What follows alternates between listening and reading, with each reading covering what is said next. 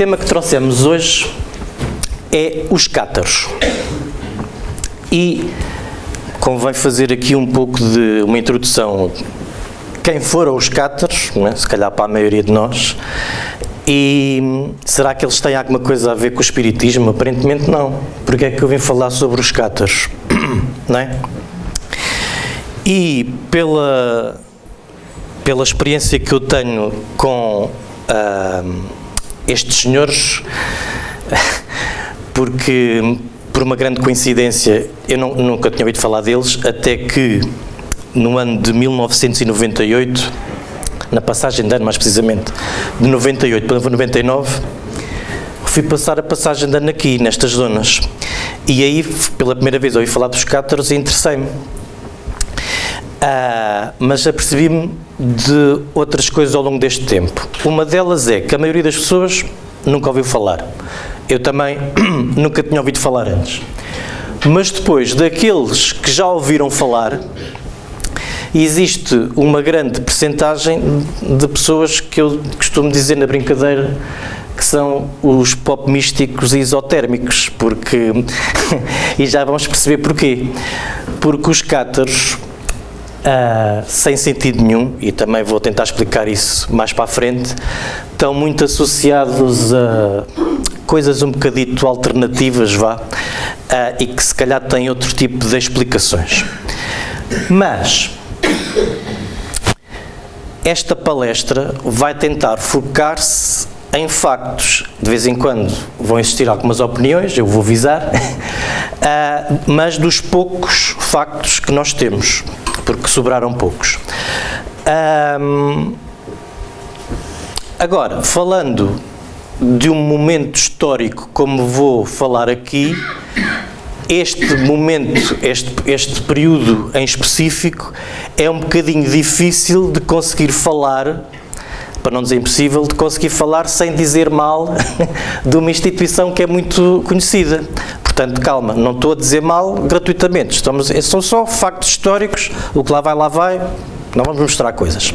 Agora, na minha opinião, esta fase da história do nosso planeta foi muito bonita e se calhar se não tivesse tido o desfecho que teve e que nós vamos analisar aqui ao longo destes próximos minutos, às tantas, até neste momento estaríamos a viver uma realidade um bocadinho diferente desta que nós temos.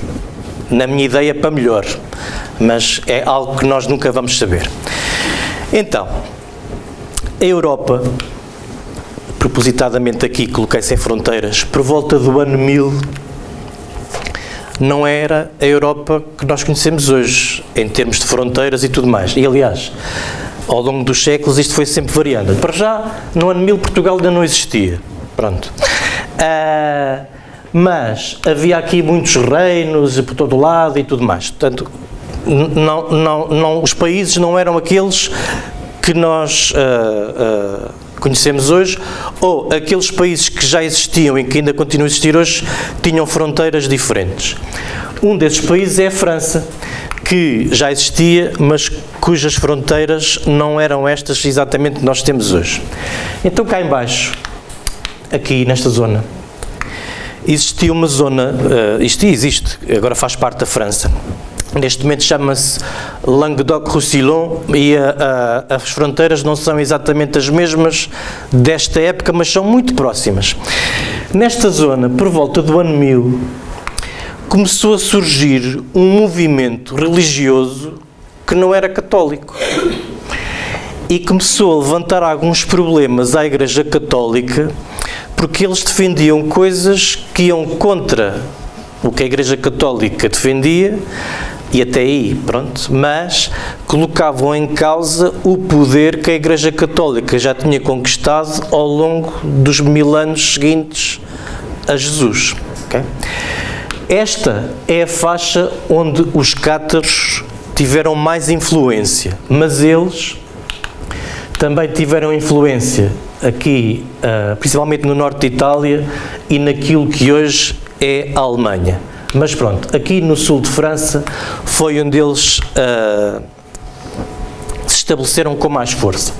Então havia aqui uma zona, que era o Languedoc, e que continha cidades que ainda hoje são muito conhecidas, como Toulouse, Albi,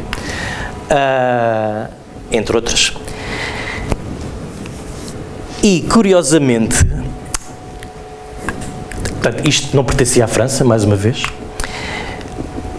as pessoas começaram a acreditar numa coisa ao lado do catolicismo e começou então a causar problemas. Mas quem foram os cátaros de facto? Já agora, por curiosidade, cátaro quer dizer puro. Portanto, eles auto-intitulavam-se os puros, não é? Nós quase não temos nada do tempo dos cátaros, ou seja, pouco restou. Há muito pouca informação escrita deste período da história. Já vamos perceber porquê a seguir. E o pouco que existe fala de coisas que depois, já quando vamos analisar, parece que não bate bem a bota com a perdigota, que indicam, mesmo em história, que os cátaros derivam de movimentos gnósticos e manicaístas, mas eu acho um bocadinho difícil, porque aquilo que eles defendiam, embora tenham alguns pontinhos minoritários em comum, a maioria daquilo que eles defendem já é muito ao lado, está bem? E ainda por cima dá a ideia que isto foi enviesado propositadamente para terem uma desculpa de os perseguir. Isto porquê? Do pouco que sobrou daquilo que nós sabemos sobre os cátaros, a grande maioria da informação é os relatórios da Inquisição, né? E dos tribunais inquisitórios. Ora, eles o que queriam era argumentos para colocar determinada pessoa na fogueira, ou torturá-la, ou tudo mais. Portanto, valia tudo, nesta época. A Idade Média, de facto, dizem que é a Idade das Trevas, não é? E é mesmo. Portanto, muito do que nós sabemos está enviesado por estes relatórios e mais, está mascarado pela ignorância que estas pessoas tinham da crença que os outros defendiam. Está bem? Então, do pouco que nós conhecemos dos cátaros, eles eram pessoas muito simples, ok? Que quando se tornavam cátaros, eles não ganhavam dinheiro por serem cátaros. Por exemplo, só para nós compararmos, a Igreja Católica, ainda hoje em dia, por exemplo, o padre recebe um salário, não é? Pronto, eles não. Então, eles tinham o seu trabalho durante o dia, e às vezes um trabalho muito duro, e depois do horário de trabalho é que iam pregar aquilo que defendiam junto do povo. Mais, eles abdicavam das riquezas, caso fossem nobres, por exemplo, porque queriam viver uma vida simples e ajudar os outros simples, pronto. E então eles mostravam-se às pessoas de uma forma muito diferente do que a Igreja Católica se mostrava. Mas há mais. Para além de não terem esta opulência, não é? No meio da miséria, eles acreditavam em coisas que nos fazem pensar um bocadinho. Pensem primeiro, isto foi há 1000 anos atrás, está bem? Não foi há 20, foi há 1000. Agora reparem naquilo que eles defendiam. Primeiro, se Deus está em todo lado, então não é preciso igrejas, nem isto. Se Deus está em todo lado, para que é que estamos a fazer igrejas e a gastar o dinheiro que podia ser das pessoas para comerem? Diziam que eram seguidores do cristianismo primitivo, ou seja, defendiam que a mensagem que Cristo passou foi desvirtuada ao longo dos primeiros séculos de cristianismo e eles queriam voltar às raízes. Baseavam-se sobretudo no Novo Testamento. Não tinham rituais. Não tinham nada daquilo que nós conhecemos, por exemplo, estou a falar da Igreja Católica, não só porque fatores históricos que era a Igreja mais próxima, mas também porque ainda continua a ser a mais próxima de nós na realidade no dia-a-dia. Praticavam o consolamento. O que era o consolamento? Era chegarem junto das pessoas e colocarem as mãos assim por cima da cabeça. Já ouviram falar disto, não é? Se calhar com outros nomes. É engraçado. recebiam qualquer remuneração pelos exercícios sacerdotais. E sim, eles tinham sacerdotes. E se calhar não eram só sacerdotes, já lá vamos. Tinham o seu trabalho, por vezes duro, e o que ganhavam era da instituição, era de todos, partilhavam. Não tinham bens pessoais, zero. Não mentiam nem juravam, nunca. E já agora, só por curiosidade, isto não está aqui, mas a principal oração deles era o Pai Nosso. Porquê? Porque foi a oração que Jesus nos ensinou, né? O exemplo. Não acreditavam no inferno. Estamos a falar do ano 1000 e pouco. Não aceitavam a Trindade Divina. Nem o resgate dos pecados pelo sangue de Cristo. Não, para eles isso não lhes fazia sentido. Acreditavam na reencarnação. E agora aqui, E tinham prática mediúnica. Isto era uma ameaça enorme.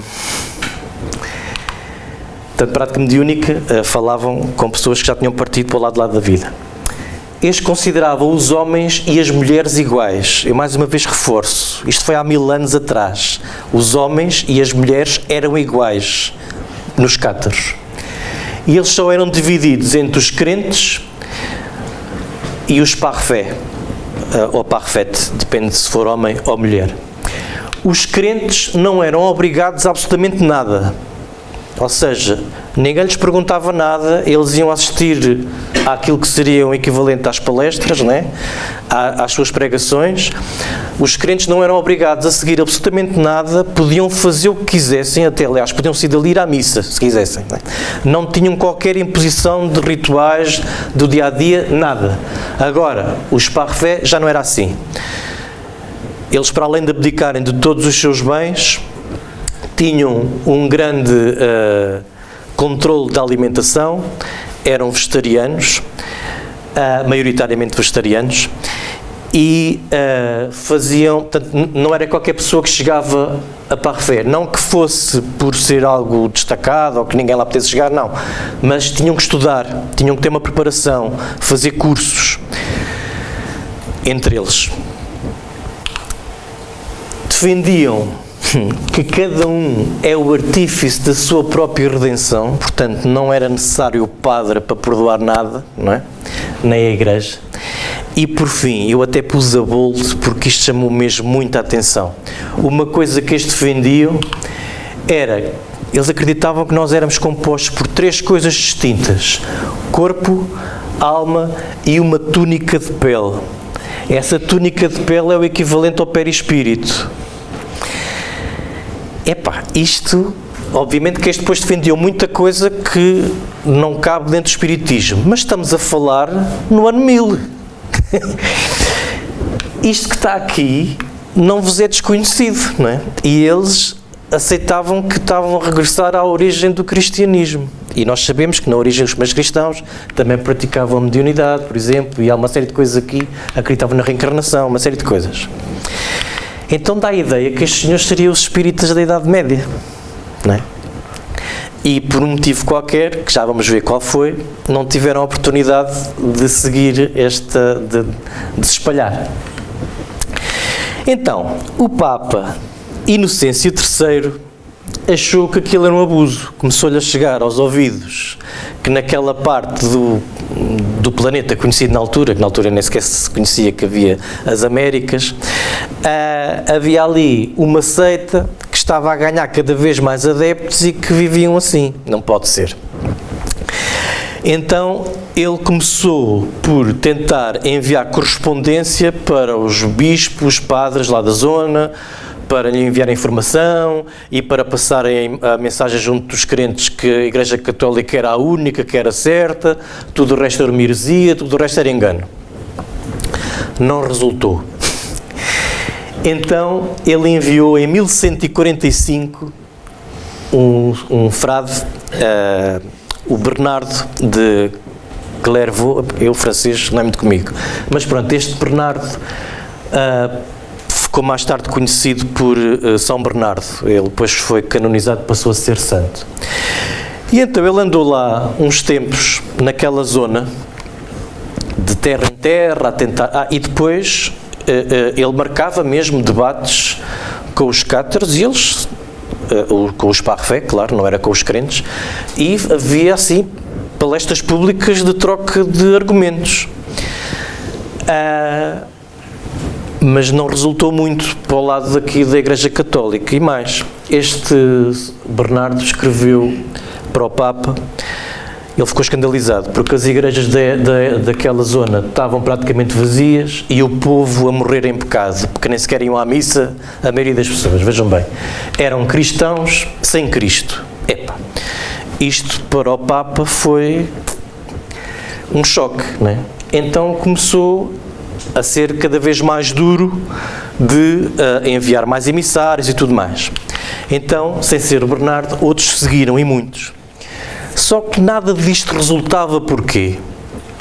Estes emissários do Papa e doutores da lei, da Igreja, e que sabiam muito e tudo mais daquilo que a Igreja Católica defendia, eles apareciam lá com uma opulência, uma riqueza, no meio daquela gente pobre, não é? E quem é que estava misturado daquela gente pobre? Quem é que lhes dava a mesma mão? Quem é que falava a mesma linguagem e não aparecia assim a ostentar, não é? Eram os cátaros, não eram os católicos que lá apareciam, não é? Se bem que, atenção, nesta zona existiam também muitos católicos e davam-se muito bem.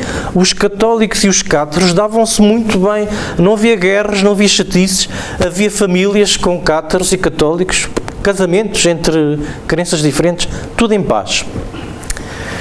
Ora, isto também não resultou, não é? Então a Igreja Católica começou a ficar mesmo muito chateada. E eu agora aqui chamo a atenção de uma coisa.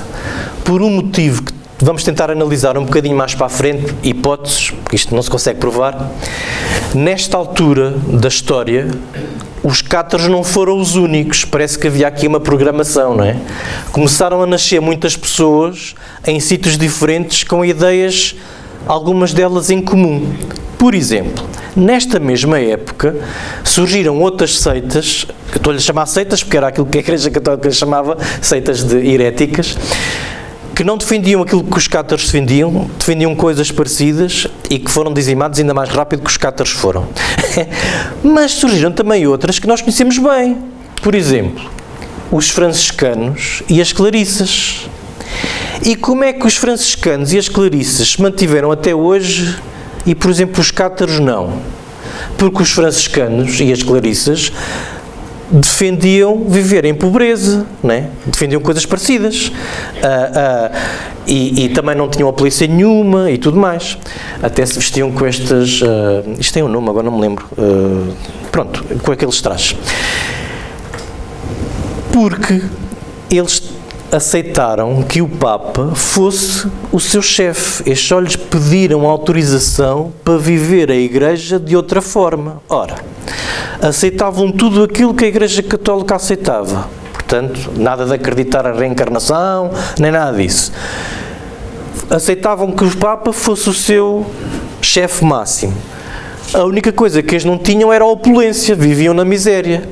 Ora, o Papa, naquela época, estava a haver uma grande insatisfação em várias partes da Europa do povo a começar-se a revoltar, porque havia muita fome, muita miséria, e a Igreja Católica, os membros que a compunham, né, viviam numa opulência e numa riqueza muito grande. O Papa achou esta uma oportunidade excelente. Porquê? Tinha pessoas dentro da Igreja que eram mais próximas do povo, tinham os satisfeitos, estão a ver, nós também temos aqui algumas pessoas que vivem como vocês, né? E o que é que ele fez? Aceitou.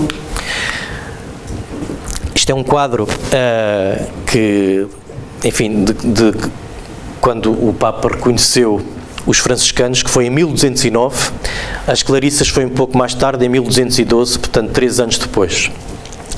Agora, o que eu gostava aqui de transmitir é que no ano 1209 o Papa estava a reconhecer os franciscanos como sendo parte da Igreja.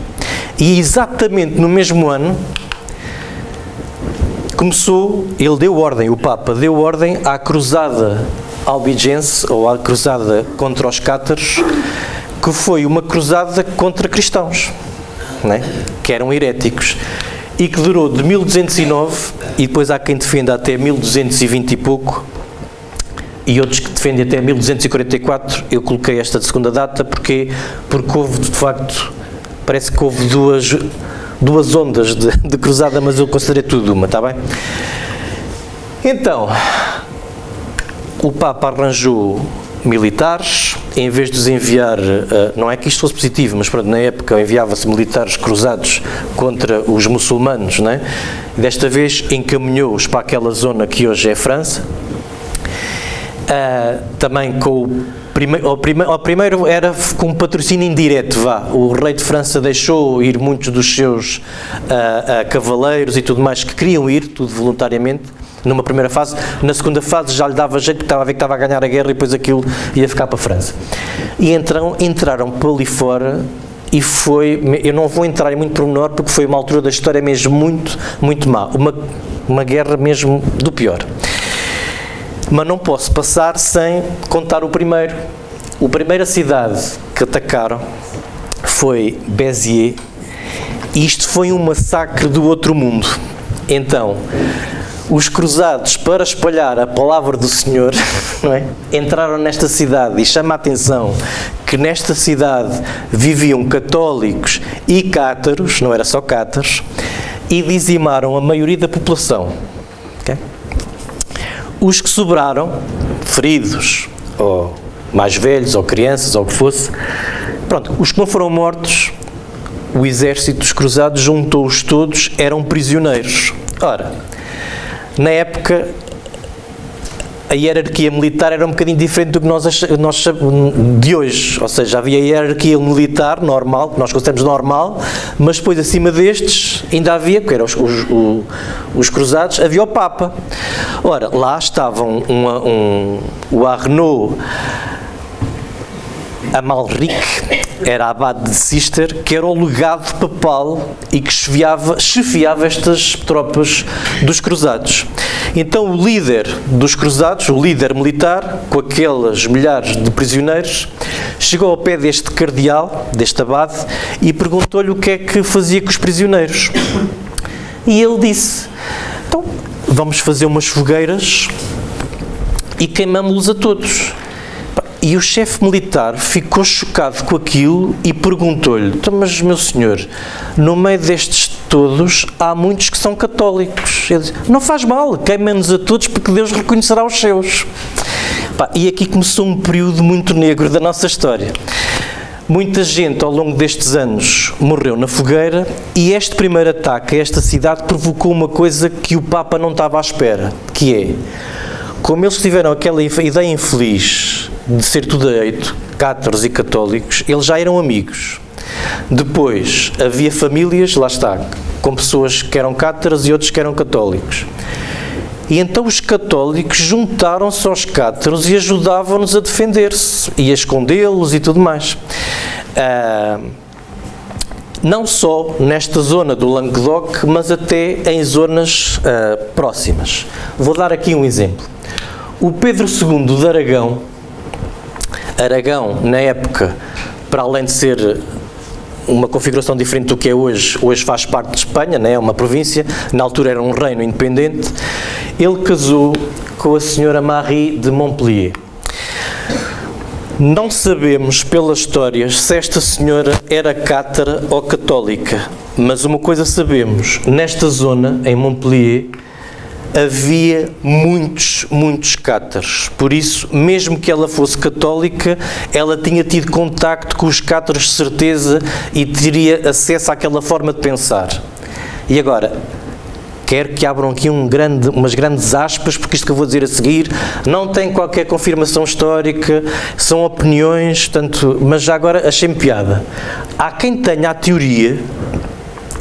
Não, mas antes disso vou só contar o que é que aconteceu a este senhor. Este senhor ficou conhecido como Pedro II, o católico. Portanto, ele era mesmo católico. E ele foi coroado com a autorização do Papa. Ok?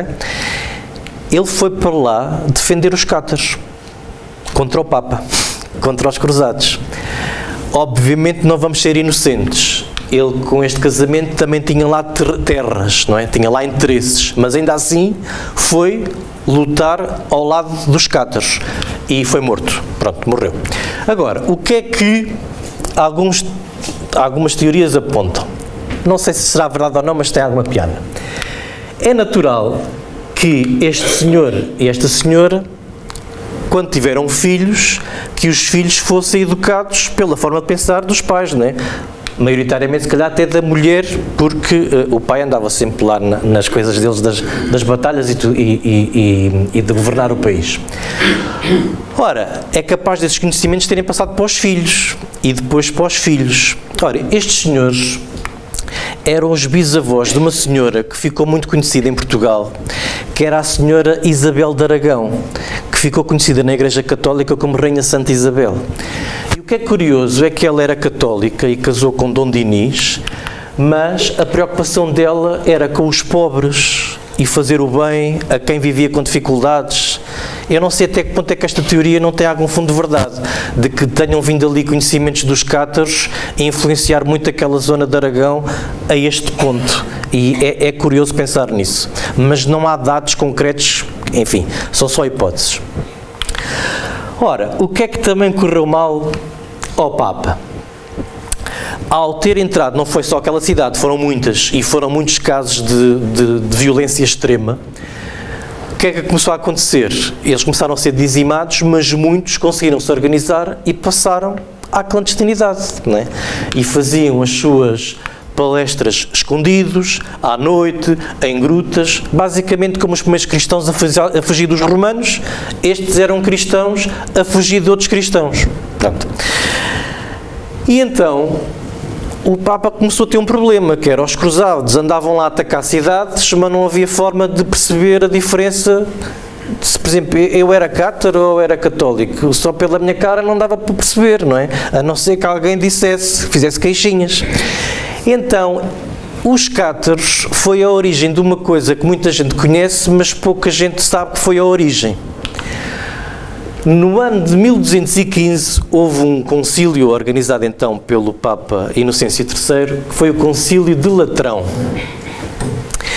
E este Concílio de Latrão deliberou coisas muito importantes. Por exemplo, foi neste concílio que ficou reconhecido, portanto, eles combinaram todos, ficou reconhecido que o pão e o vinho, nas missas, transformam-se no corpo e no sangue de Cristo. Pronto, eles tomaram ali aquela decisão, neste concílio.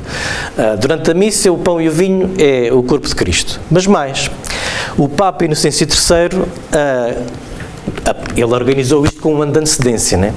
Veio então aqui apelar à condenação dos ensinamentos cátaros e que eles eram heréticos, e então veio com uma solução fantástica, que era estabelecer a Inquisição Papal, né? A Santa Inquisição.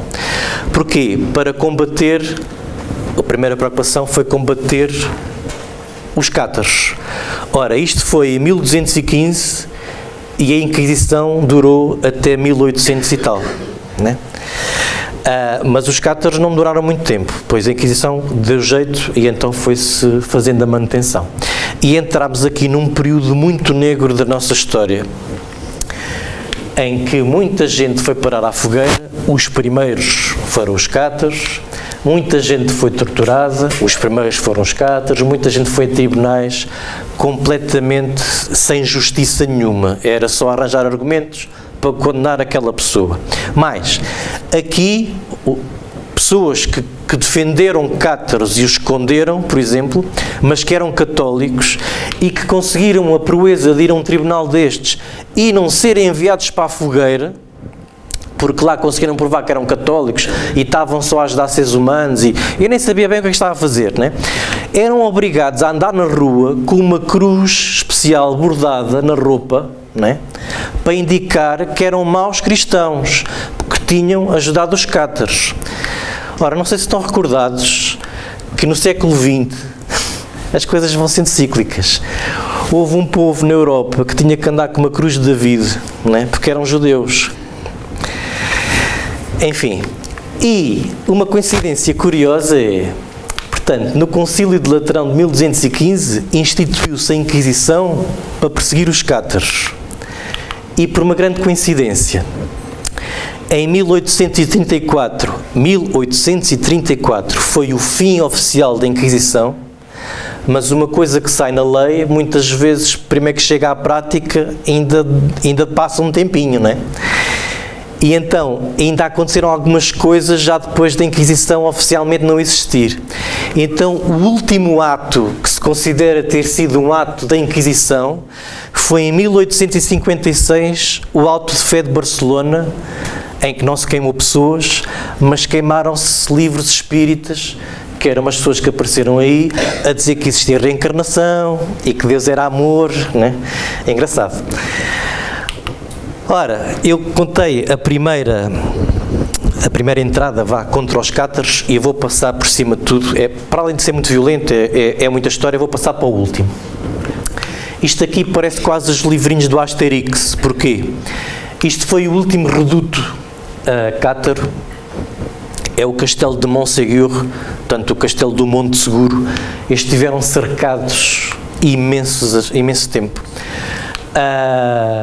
E aqui no cimo deste penhasco viviam, calcula-se que entre 1.300 e 1.500 pessoas, sendo que 200 e tal eram parfait e parfaites. E viram-se aflitos, porque isto fica a 1.200 metros de altitude, ok, era fácil de defender, mas isto no inverno, isto neva muito aqui à volta. Enfim, era difícil para quem estava a atacar e para eles estavam a defender. Bem, a imagem de computador na altura isto devia ser mais ou menos assim, com os telhados e tudo mais, mas hoje infelizmente está só umas paredes pouquinhas. E porquê é que eu fui buscar Montségur? Primeiro, para vos contar que aqui foi onde estavam os últimos cátaros, depois ainda houve uns fugitivos, poucos, mas já muito estramalhados, mas aqui foi o último bastião.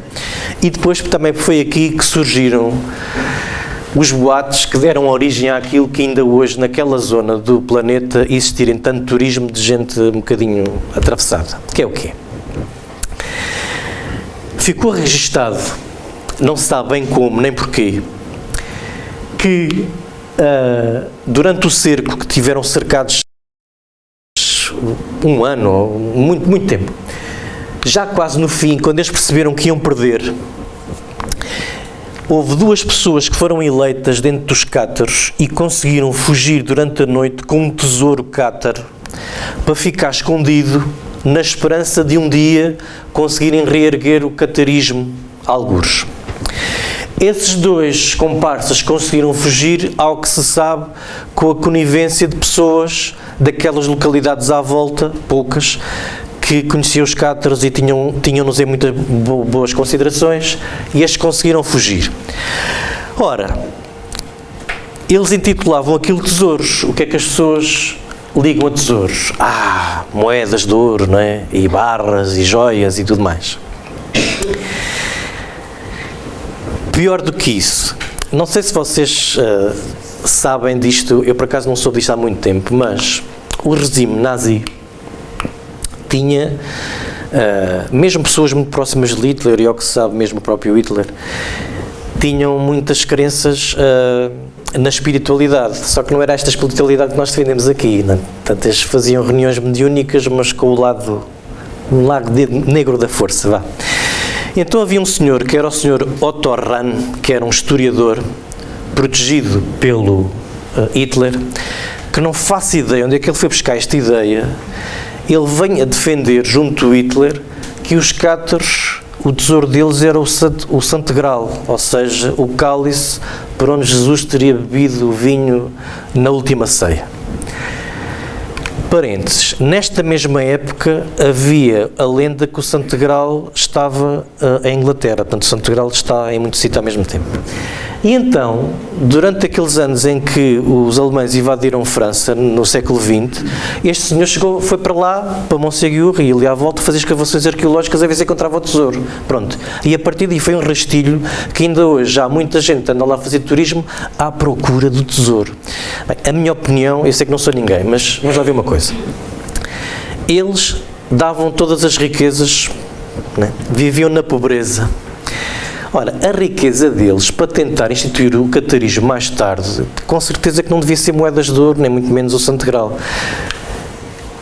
Acreditam alguns historiadores, e eu acho que tem toda a lógica, que eram pergaminhos, textos muito antigos da Bíblia, ok? Aquilo, o tesouro para eles era o conhecimento, não é? Enfim, não sabe onde é que isso vai parar, é uma pena, porque o pouco que se sabe dos cátaros ficava muito complementado com esta informação escrita por eles e não pelos inquisidores, não é? Mas o que se sabe foi que houve um engenheiro do lado dos católicos, do Papa e do rei de França, nessa altura já estava a apoiar, que foi para lá com catapultas, tirarem pedras para Montségur. Cada pedra pesava 80 quilos, portanto aquilo eram os mísseis da altura. E quando os cátaros perceberam que não iam conseguir resistir, eles renderam-se. E aqui há outra curiosidade, não se sabe o motivo, mas eles pediram para ser recebidos pelo chefe militar lá das forças dos cruzados e garantiram-lhes, e eles não mentiam, não é, que se iam render daí a 15 dias. Eles pediram-lhe 15 dias em que não lhes atirassem pedras, e eles ao fim de 15 dias entregavam-se. E só pediram uma coisa, daquela à volta de 1.300, 1.500 pessoas, só havia 200 e tal que eram parfé e parfetes, portanto, eles pediram que os cruzados poupassem, já sabia o que é que esperavam eles, né? Poupassem as outras pessoas, que tinham ajudado, sim senhor, mas que os poupassem. Os cruzados respeitaram esse pedido, embora toda essa gente tenha passado pelo tribunal inquisitório e tenham feito muitas perguntas, essas pessoas não foram presas nem nada disso. Algumas delas mais importantes foram retirados os títulos e tiveram que andar com a outra cruzinha até ao fim da vida deles, mas não lhes fizeram mais mal do que isso.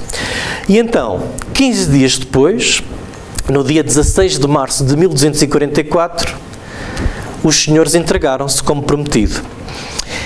Ainda hoje, isto é um sítio lindíssimo, isto é um marco que marca o local onde os últimos cátaros foram mortos, não há outra forma de dizer isto. Portanto, eram 224 parfé e parfetes, e aquilo que ficou, e agora aqui é curioso, porque o que fica escrito na história é sempre do lado que ganha, não é?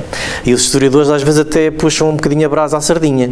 Portanto, para isto estar escrito assim, do lado dos cruzados, deve ter sido algo muito impactante, que foi o arcebispo Pierre Amiel, que era o tal, dessa vez, que estava ao mando do Papa, e exigiu que abjurassem e se convertessem à fé católica.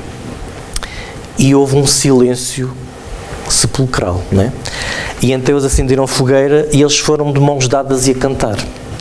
Isto é uma coisa que custa um bocado a acreditar o que é que se passava ali na cabeça daquelas pessoas, mas lá acreditavam naquilo, os primeiros cristãos, a mesma coisa no circo romano. Agora, isto faz pensar outra coisa. Vocês já repararam que às vezes parece que há sinais do alto que vão dando sinais, aqui atenção, já estamos a sair de parte da história e vamos só aqui pôr hipóteses em cima da mesa. Já repararam que às vezes há sinais do alto que parece que estão-nos a puxar para um sítio e nós não ligamos nenhuma? Por exemplo, em julho de 1325, 325 anos depois de Jesus ser crucificado, portanto não tinha passado assim tanto tempo, não é? Houve o concílio de Niceia, onde, por exemplo, se decidiu que afinal a reencarnação não era permitido, em que se decidiu quais eram os livros que faziam parte da Bíblia e quais é que não faziam, portanto escolheram aquilo a seu gosto, não é? E começámos já a afastar logo aqui muito daquilo que Jesus tinha andado a espalhar. Mais tarde, por volta do ano 590 a 604, o Papa Gregório I, porque embora se diga que o primeiro Papa foi Pedro o Apóstolo, isto é o que a Igreja Católica defende, porque o primeiro Papa, mesmo oficial, foi só aqui, em 590 a 604, já depois de Cristo ter cá andado. E entre estas duas épocas, no século II e III, surgiram os gnósticos, que tentaram afastar o cristianismo desta direção que estava a ir, não é? E a puxar para outro lado. Não tiveram sucesso. Mais tarde, como vimos aqui, os cátaros, já repararam que naquela zona do planeta, de repente, uma nova corrente começou a ser tão aceite, sem nenhuma dificuldade, não é? Parece que a espiritualidade organizou isto de maneira a que as pessoas que estavam a viver ali estavam mesmo preparadas para receber aquelas heresias, não é? E aquilo fazia-lhes sentido na cabeça e iam espalhando a palavra. Também não resultou. Dentro da própria igreja, não é? Por exemplo, Francisco de Assis, que é considerado São Francisco de Assis, tinha aquela missão de reformular a igreja, aquele coitadito ao início, quando ouviu as vozes, pensava que era para arranjar a capela lá do sítio, não é? Mas era para a igreja enquanto instituição e de afastar daquele caminho que ela estava a ir. Também não resultou e os séculos foram passando, mas a espiritualidade não desiste. Por exemplo, mais tarde veio Lutero e rompeu com aquilo que a Igreja Católica defendia. Foi um escândalo, mas eles aqui já não tinham a força que tinham uns séculos antes, não é? Ele vinha também com a missão, só que acabou por falhar mais ou menos, porque, ok, teve um ponto positivo. Pela primeira vez, a Bíblia foi traduzida para uma língua corrente. Neste caso, era o alemão. Ele ficou todo contente quando a Igreja Católica, contente, entre aspas, quando foi excomungado, não quis saber de para nada, que para o Papa foi um escândalo, e fundou então a Igreja Protestante. Pronto, teve esse ponto positivo, a Bíblia foi traduzida para o alemão, para ficar mais perto do povo, mas ainda assim as diferenças depois não, parece que adormeceram logo a seguida, não foram assim tantas. Mais tarde, sempre foi este senhor aqui, conhecido de muitos de nós, o Allan Kardec, em que, já que nós não conseguíamos receber a mensagem e aceitá-la, não é? Começaram a vir os espíritos e por toda a parte, não havia donos da verdade, não era a igreja daqui ou dali ou daquela, não é? Este homem teve um trabalho fantástico e compilou os livros que os espíritos, com os conhecimentos que os espíritos foram passando, e fundou o espiritismo. Mas ainda assim a espiritualidade não se cansou de tentar dar sinais à Igreja Católica, né, para tentarem sair daquele caminho. Já repararam, por exemplo, que as várias aparições que têm acontecido ao longo dos séculos, por exemplo, está aqui a aparição de Lourdes ou a aparição de Fátima. Aquela senhora que apareceu, portanto, que a Igreja Católica assumiu que fosse a Maria, não é? Poderá ser ou não, porque ela era uma senhora de branco. Essas aparições acontecem em muitos lados e acontecem muitas vezes dentro do movimento espírita e fora, né, em reuniões mediúnicas ou outras crenças. Mas esta senhora que veio apelar a que se orasse, a que se fizesse o bem e tudo mais, não apareceram aos cardeais e àquela opulência. Não, eram aos pobres, analfabetos, aos da miséria, a tentar passar mensagens do bem que o povo não conseguia ter acesso aqui. Demasiado longe das pessoas. Mesmo depois da Inquisição ter terminado e ao longo dos anos, dos séculos, a Igreja ter vindo a perder o seu poder, não passa na cabeça de ninguém hoje, por exemplo, o governo português ou outro país qualquer tomar uma decisão da sua própria autonomia e vir o Papa dizer não, vocês não façam assim porque nós não queremos, isto agora já não passa na cabeça de ninguém, mas há uns séculos atrás era. Agora, as coisas também se movimentam aos pouquinhos. Deixou de haver Inquisição, mas a Igreja ainda tinha muito poder. Por exemplo, mais próximo de nós. Eu, felizmente, nasci já 9 dias depois disto, mas, durante o Estado Novo, o cardeal Cerejeira, durante muitos e muitos anos, fez ali foi um comparsa do Salazar, não é? Em que o espiritismo foi proibido, a sede da Federação Espírita Portuguesa passou a ser a sede da PIDE, as reuniões espíritas foram proibidas, houve 2 centros que sobreviveram e às escondidas.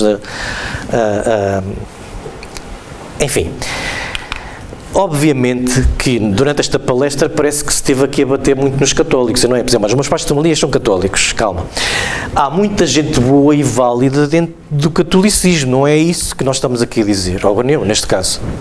Mas factos históricos que aconteceram da instituição em si. Obviamente que há muitas instituições e pessoas dentro da Igreja Católica que têm um trabalho meritório excelente, não, isso nem sequer está em causa. Agora, temos que ver uma coisa.